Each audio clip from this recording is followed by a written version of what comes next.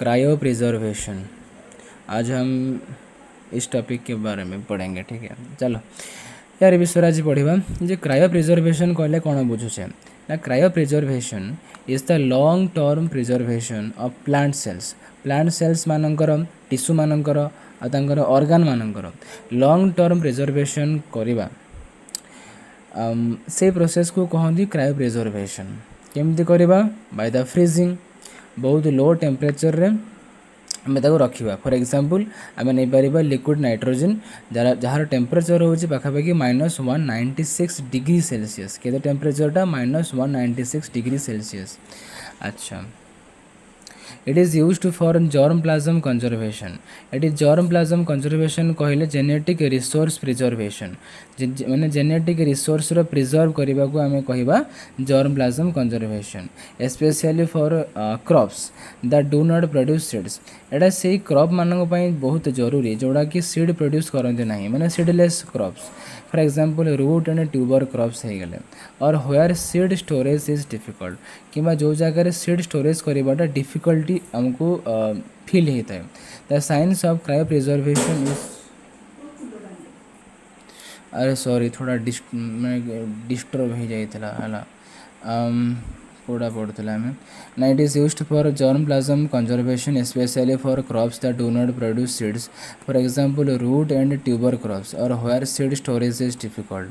मैंने germ plasm conservation पे काम आसे। जर्म प्लाज्म कंजर्वेशन हो genetic resource preservation, genetic resource preserve करवा लगे। The science of cryo preservation is called cryobiology. Cryo preservation science को आम क्रायोबायोलॉजी बोली कही था। क्रायो प्रिजर्वेशन स्टेप्स देखा, freezing, storage, thawing, reculture. Freezing रे सेल कि टिश्यू को आम कूल डाउन करके रखा, आउ से प्रोसेसटा स्लोली कि रैपिडली हो पारे बहुत लो टेम्परेचर ये लगे। तो सेल्स और टिश्यूज आर कूल्ड स्लोली और rapidly to a very low temperature. Storage कथा आम कहवा जे preserved in liquid nitrogen for long term condition.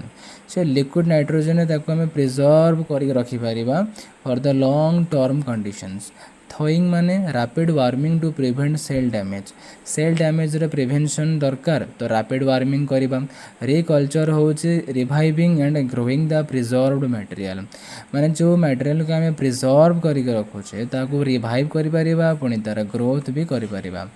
Sales row protection केमती करबा देखो, cryoprotectant such as DMSO. Cryo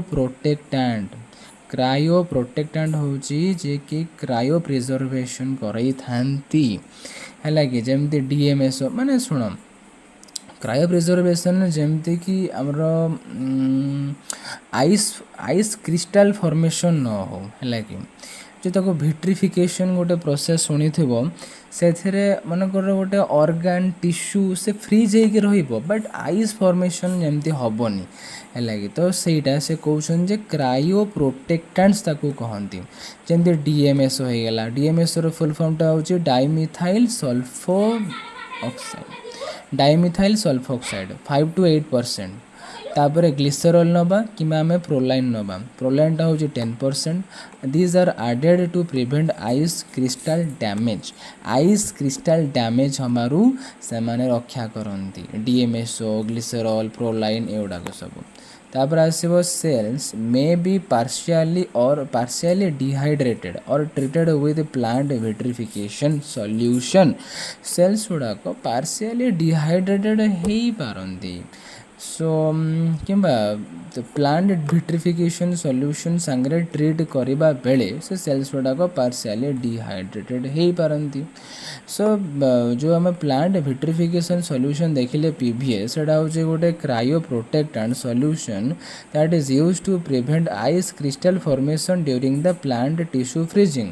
plant tissue freezing समय जमती आइस क्रिस्टालटा फॉर्मेशन न हुए, तो सेटा आमर प्लांट विट्रिफिकेशन सॉल्यूशन पीवीएस रो काम। समटाइम्स टिश्यूज आर से कहले जे encapsulated in alginate beads before freezing, किसी किसी टिश्यू मानकर जब देखा आम these are encapsulated in alginate beads before freezing freezing पूर्वर से एनकैप्सुलेट करके रखा जाए था एनकैप्सुलेटेड माने कौन एनक्लोजेस इनसाइड और कवर्स कम्प्लीटली भितर ताकू एनक्लोज करके रखा कि कम्प्लीटली कभर करदेवा को आम कहीपर एनकैप्सुलेटेड बोलिबा and some advantages are also there जे maintains genetic stability for long period बहुत long period पाई से genetic stability को maintain करी थांती requires little space and maintenance little space किंबा maintenance को भी से maintain दरकार करी थांती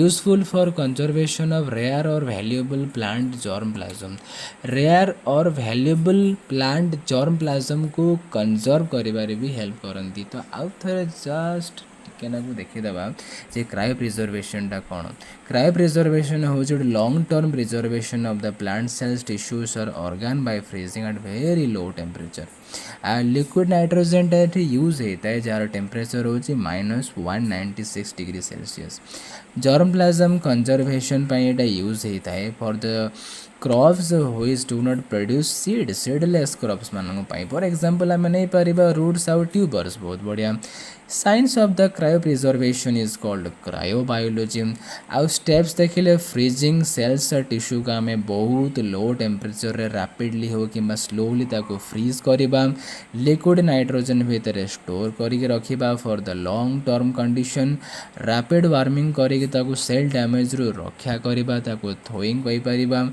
रिवाइव करवा ताको पुनर्जीवित करवा ताको ग्रो करवा गोटे प्रिजर्व मटेरियल हिसाब से सेल्स रा प्रोटेक्शन केमती करवा क्रायो प्रोटेक्टेंट को यूज करके जमती डीएमएसओ फुल फॉर्म है डाइमिथाइल सल्फोक्साइड 5 to 8% ग्लिसरॉल नेले प्रोलाइनटा 10% आम नहीं पार आइस क्रिस्टाल डैमेज रू आमको रक्षा कर किसी समय माने सेल्स गुड़ाक पार्शियली डिहाइड्रेट होता तेणु आम विट्रिफिकेशन सॉल्यूशन ट्रीट करवा दरकार विट्रिफिकेशन सॉल्यूशनटा हूँ गोटे क्रायो प्रोटेक्टेंट सॉल्यूशन जी कि आमर आइस क्रिस्टाल फॉर्मेशन हबार रक्षा करें किसी समय आम या एनकैप्सुलेट कर इन आल्जिनेट बिड्स बिफोर फ्रीजिंग अच्छे एनकैप्सुलेटेड माने कौन एनक्लोजेस इनसाइड और कवर्स कम्प्लीटली बहुत बढ़िया एडवांटेजेस संपर्क में आम पढ़ी पढ़ी जे जेनेटिक स्टेबिलिटी को लॉन्ग पीरियड पे मेंटेन्स करें लिटिल स्पेस मेंटेनेंस दरकार करें